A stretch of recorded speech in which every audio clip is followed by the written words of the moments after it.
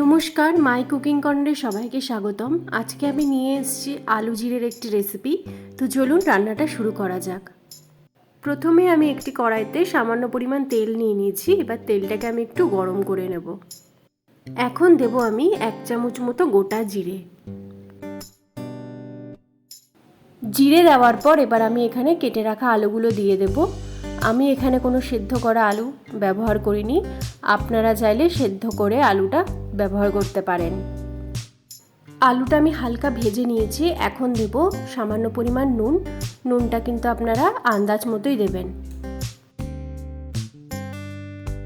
এখন দেব সামান্য পরিমাণে শুকনো লঙ্কার গুঁড়ো।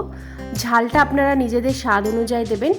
আমি এখানে সামান্য পরিমাণ দিয়েছি লঙ্কার গুঁড়ো দিয়ে। এবার আমি এটাকে 5 মিনিট ফ্রাই করে নেব। আলুগুলো আমার নরম হয়ে গেছে। এবার আমি এখানে দিয়ে দেবো ভাজা মশলা। এখানে আমি গোটা জিরে, গোটা ধনে আর শুকনো লঙ্কাটাকে কড়াইতে আগে ভালো করে একটু ভেজে নিয়েছি, তারপর গ্রাইন্ডারে গ্রাইন্ড করে এখানে আমি ব্যবহার করেছি।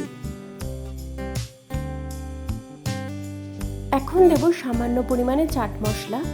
আপনারা চাইলে আমচুর পাউডারও দিতে পারেন, বা বাড়িতে যদি আমচুর পাউডার না থাকে তাহলে চাট মশলা ব্যবহার করতে পারেন। রান্নাটা আমার হয়ে গেছে। এবার আমি এখানে কিছুটা কুচনো ধনেপাতা দিয়ে দেব। আর নামানোর আগে অবশ্যই নুন এবং ঝালটা চেক করে নামাবেন। আর এই রেসিপিটি সম্পূর্ণ নিরামিষ একটি রেসিপি। নিরামিষের দিনে এই রেসিপিটি একবার ট্রাই করে দেখতে পারেন, খুবই ভালো লাগবে।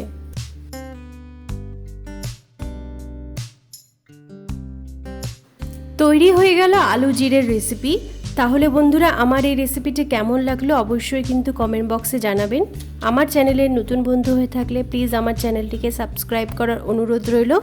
পাশে থাকা বেল আইকনটি অবশ্যই প্রেস করে দেবেন। আবার খুব শীঘ্রই নতুন একটা রেসিপি নিয়ে হাজির হব। ভালো থাকবেন, সুস্থ থাকবেন।